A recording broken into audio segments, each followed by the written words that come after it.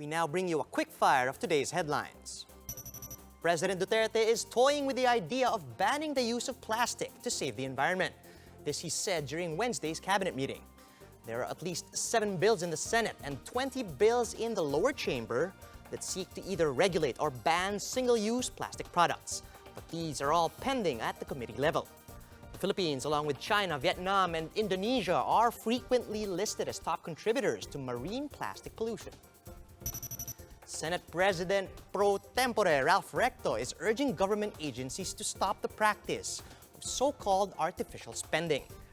Recto likens the scheme to pass-a-load, where agencies supposedly park or transfer their unspent allocations to another agency to cover up their failure to fully use these funds. Recto adds the transfer makes it appear that the funds for that agency have been obligated. And once funding is obligated, the unspent money cannot be reverted to the National Treasury. He says this negates the very essence of cash budgeting, which seeks to accelerate disbursements.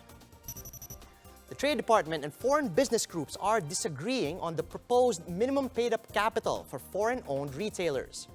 A Senate technical panel is currently discussing amendments to the Retail Trade Liberalization Act of 2000.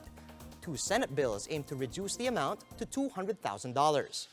The Joint Foreign Chambers of the Philippines, meanwhile, supports this provision, while the Trade Department wants the minimum threshold at $300,000 to protect local MSMEs.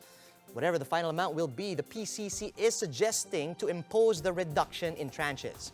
Consumer group Laban Consumer agrees, and it's also asking for an assessment at certain levels to assess the cut's impact. Currently, businesses wholly owned by foreigners may set up shop with a minimum paid-up capital of $7.5 million.